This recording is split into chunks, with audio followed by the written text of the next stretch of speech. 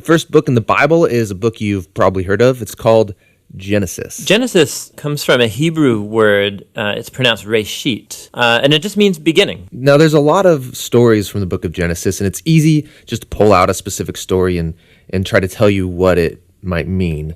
But we think the best way to understand this book is to look at the book as a whole and show you how the whole thing is designed. The book is designed to fall into two main parts. You have chapters 1 through 11, which is telling the story of God and the whole world.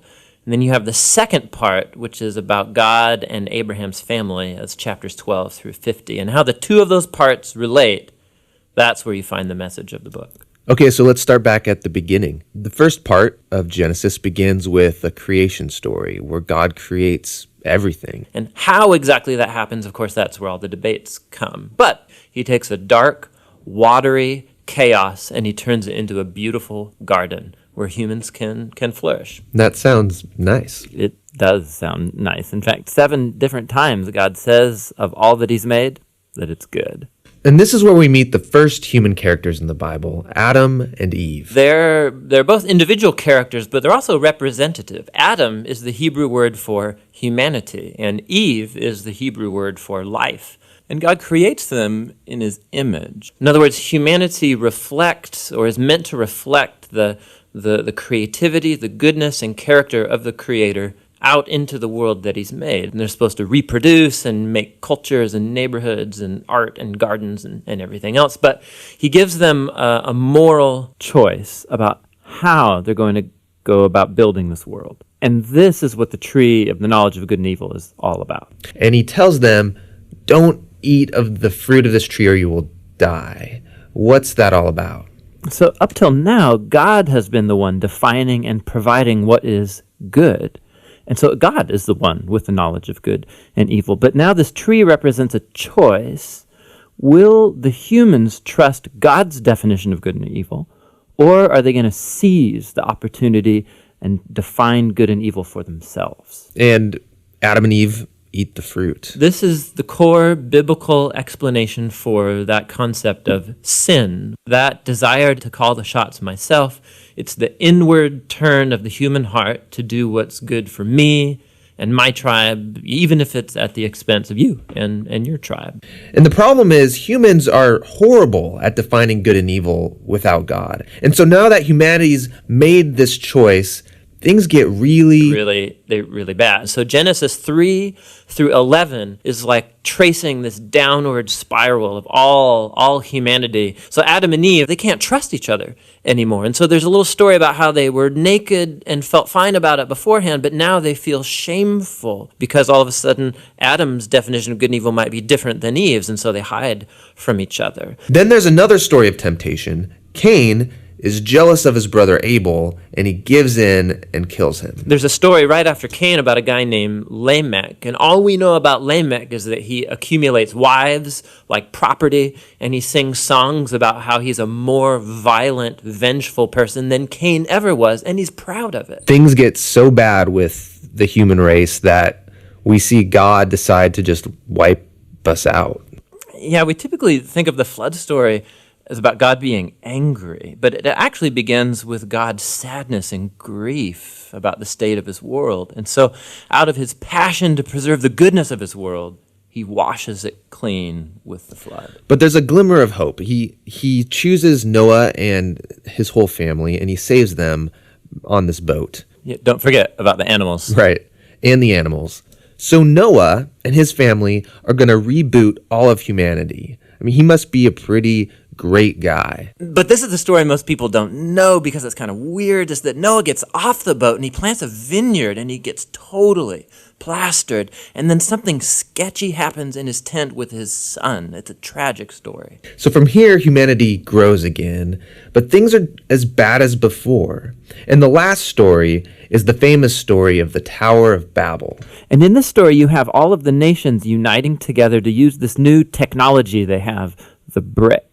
And they want to make a name for themselves and build this big city with a huge tower that will reach up to the gods. But God knows that this city will be a nightmare. And so in his mercy, he scatters them.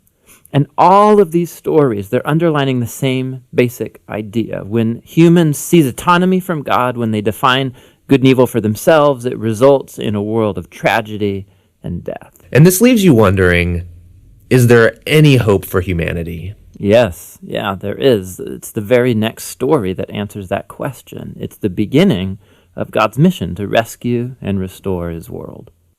We're walking through the book of Genesis, which is made up of these two main parts. And the first part begins in the garden, where we watch humanity spiral downward in self-destruction, and it ends in the Tower of Babel, where a rebellious humanity is scattered by God. Then the second part of Genesis zooms in and focuses on just one family. And right in the middle is this story that links the two parts of Genesis together and helps us understand what the whole book is all about. So how do we get from the Tower of Babel to the story here in the middle? Well, after the scattering at Babel, there's this genealogy, and it follows one of the tribes all the way down to this one guy named Abram. You probably know him as Abraham. And God starts making all these promises to Abraham, like he's going to bless him and give him a ton of kids.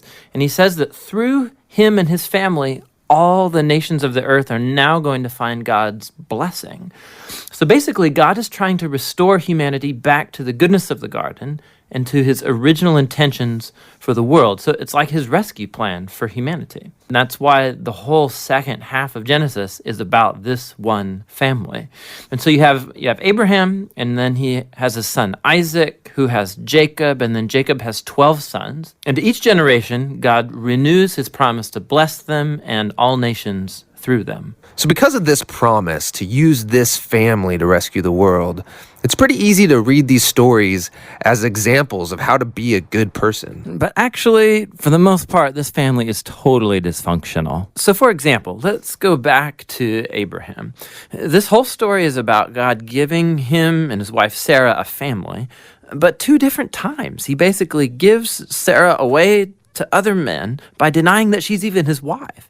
And then Sarah gets impatient about having a son, and so she makes Abraham sleep with her servant girl, which then causes all of these other problems in the family. So they get really old, and you begin to think that there's no way they're going to have a kid of their own. But then, miraculously, they do. It's Isaac. And Isaac, he has two sons, Esau and Jacob, and it seems like things are going pretty good. But Jacob, the younger brother, wants the family's inheritance, which belongs to Esau, the older brother. So he devises a plan where he's going to steal it from his father, Isaac, who at this point in the story is now old and blind. Which, who does that? Horrible, stealing from your blind father. Yeah, and then he just takes off.